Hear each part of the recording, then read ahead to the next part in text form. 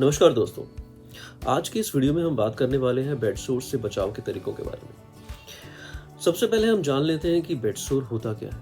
वो मरीज जो लंबे समय तक बिस्तर पे एक ही पोजीशन, एक ही स्थिति में लेटे रहते हैं, उनमें वो स्किन का हिस्सा, वो खाल का हिस्सा जो बिस्तर से लगा हुआ है, लंबे समय के प्रेशर की वजह से गल के वहाँ घाव बन जाता है, जिसे बेड सोर या प्रेशर अल्सर के नाम से भी जाना जाता है।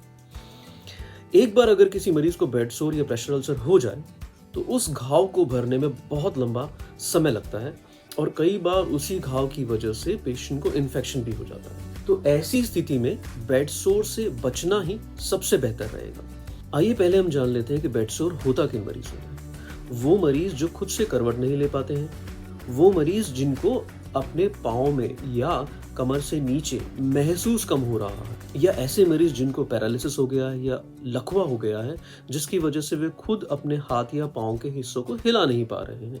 ऐसे मरीजों में आमतौर पर बेड सोर देखा जाता है। आइए पहले हम जान लेते हैं कि बेड सोर हमारी स्किन के कौन कौन से हिस्सों में हो सकता है। जैसा कि आप इस फोटो में देख पा रहे हैं, बेड सोर उन जगहों पर होता है, उन हिस्सों में होगा जो हिस्से लगातार बिस्तर पे लगे हुए हैं, जैसे कि सर, कान, कमर, कोहनी, कूल्हा, घुटना, घुटने का अंदर वाला हिस्सा या बाहर वाला हिस्सा अगर मरीज करवट में लेटा है तो, एड़ी, टखना। इस चित्र में दिखाए गए सारे लाल निशानों के ऊपर अगर मरीज सीधा लेटा है, करवट में लेटा है या उल्टा भी लेटा है तो उन जगहों पे बेड सोर होने की संभावना बनी रहती है। कई बार मरीज अगर व्हील चेयर का इस्तेमाल करता है तो व्हील चेयर पर भी लंबे समय बैठे रहने की वजह से मरीज को बेड सोर हो सकता है। आइए अब हम जानते हैं कि बेड सोर आखिर होता क्यों है। लगातार बने हुए दबाव की वजह से मरीज एक ही स्थिति में लेटा रहता है। लगातार बना हुआ दबाव है, उस दबाव की वजह से खाल का वो हिस्सा जो बिस्तर से लगा हुआ है वहाँ खून नहीं पहुँचता है, और खून के नहीं पहुँचने की वजह से धीरे धीरे वो खाल का हिस्सा लाल पड़ जाता है। और अगर अभी भी मरीज की स्थिति में बदलाव नहीं हुआ, मरीज ने करवट नहीं ली, वहाँ से प्रेशर नहीं हटाया गया, तो वो लाल हिस्सा धीरे धीरे गल कर बेड सोर में तब्दील हो जाता है। सामान्यतः बेड सोर्स को स्किन के कौन कौन से हिस्से इन्वॉल्व हैं उसके अकॉर्डिंग उनको 4 अलग अलग ग्रेड्स में डिवाइड किया गया है। ग्रेड 1 बेड सोर्स जिसके अंदर भी स्किन इंटैक्ट है, यानी अभी घाव नहीं बना है लेकिन स्किन का डिस्कलरेशन शुरू हो गया है, जो आमतौर पे लाल निशान के रूप में दिखाई देता है, यानी स्किन रेड पड़ जाती है, या शरीर का वो हिस्सा जो बेड के कांटेक्ट में है, जहाँ प्रेशर बना है वहाँ रेडनेस हो जाती है। इसे ग्रेड 1 बेड सोर कहते हैं। अगर मरीज उसी स्थिति में लेटा रहता है तो ग्रेड 1 बेड सोर प्रोग्रेस करके ग्रेड 2 बेड सोर बन जाता है। ग्रेड 1 बेड सोर में स्किन इंटैक्ट थी, लेकिन ग्रेड 2 में स्किन के अंदर एक ब्रेक आ जाता है और ऊपर वाली लेयर जो स्किन की पार्शियल लेयर है वहाँ पे सोर बन जाता है या अल्सर बन जाता है। अगर अभी भी मरीज उसी स्थिति में लेटा हुआ है, वहाँ प्रेशर बना हुआ है, तो ग्रेड 2 बेड सोर ग्रेड 3 में कन्वर्ट हो जाता है। ग्रेड 2 के अंदर पार्शियल लेयर्स स्किन की इन्वॉल्व थी, यानी कुछ ही लेयर स्किन की इन्वॉल्व थी, जबकि ग्रेड 3 के अंदर पूरी स्किन की लेयर इन्वॉल्व हो जाती है और इनफैक्ट घाव इतना गहरा हो जाता है कि अंदर की फैट की लेयर तक पहुंच जाता है। इस स्थिति को ग्रेड 3 बेड सोर कहते हैं। ग्रेड 4 बेड सोर के अंदर घाव और गहरा हो जाता है। इनफैक्ट घाव अंदर की मांसपेशियों और बोन तक, यानी हड्डियों तक पहुंच जाता है। इसे ग्रेड 4 बेड सोर कहते हैं। तो अब हम बात करते हैं कि बेड सोर से हम कैसे बच सकते हैं। सबसे पहली, सबसे इंपॉर्टेंट चीज है कि हमें ग्रेड 1 बेड सोर को पहचानना है।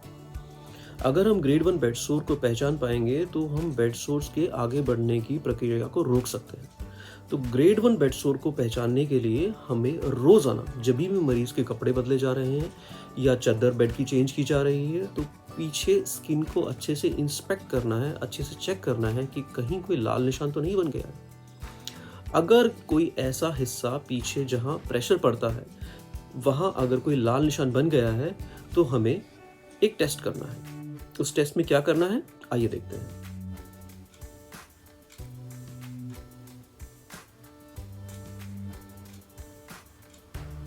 इसमें आप देखेंगे कि नॉर्मल स्किन पे प्रेशर लगाने पे वो थोड़ी देर के लिए वाइट हो जाती है।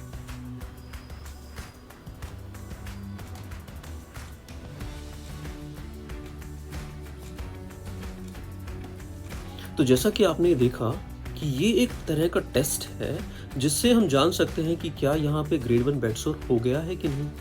अगर किसी जगह पे ग्रेड 1 बेड सोर हो गया होगा और अगर आप वहाँ प्रेशर भी लगाओगे फिर भी वो रेडनेस नहीं हटेगी। और अगर ऐसी स्थिति है तो हमें उसी वक्त सावधान हो जाना है, हमें कुछ ना कुछ करके उस जगह से प्रेशर को हटाना है। मान लीजिए अगर किसी मरीज को एडी के ऊपर ऐसा रेड निशान हो गया है तो हमारा अगला एक्शन क्या होगा, हम ये चाहेंगे कि एडी के ऊपर से प्रेशर उठ जाए। तो कुछ ऐसा करना है कि पिलो, टॉवल, बेडशीट का इस्तेमाल करके एडी का वो हिस्सा जहाँ रेड निशान बन गया है वो हिस्सा हवा में आ जाए, जिससे वहाँ खून पहुँच पाए। इसके अलावा हमें मरीज को हर 2 घंटे में दिन में करवट दिलानी है।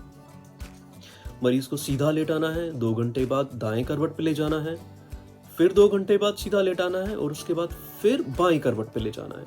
इसी प्रकार से ये प्रक्रिया पूरे दिन भर दोहरानी है, जिससे कि हम लंबे समय तक किसी एक भी शरीर के हिस्से पे प्रेशर को रिलीव कर पाएं, प्रेशर को हटा पाएं। बेड सोर से बचने के लिए हम एयर मैट्रेस का भी इस्तेमाल कर सकते हैं।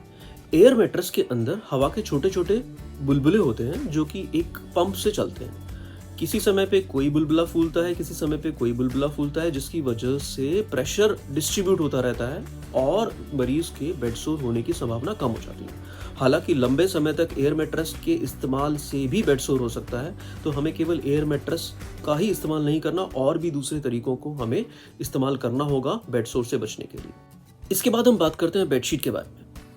बेडशीट जो मरीज के नीचे बिछी हुई है उसका हमें खास ध्यान रखना है कि उसके अंदर गुलझट ना पड़े, वो एक जगह इकट्ठी ना हो, क्योंकि इकट्ठी होने की वजह से प्रेशर जो है वो अनइवनली डिस्ट्रीब्यूट होगा और कई बार इकट्ठी हुई बेडशीट की वजह से उस जगह पे एक लाइन पे रेडनेस हो जाएगी या लाइन पे ग्रेड 1 बेड सोर बन जाएगा। हमें ये ध्यान रखना है कि बेडशीट को हम बार बार खींच के, तान के सीधा रखें।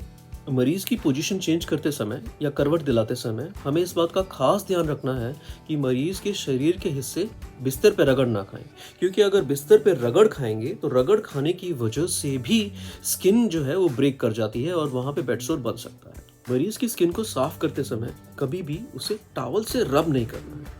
जब भी क्लीन करना है तो टॉवल से पैट करके ड्राई करना है, रब करके ड्राई नहीं करना है।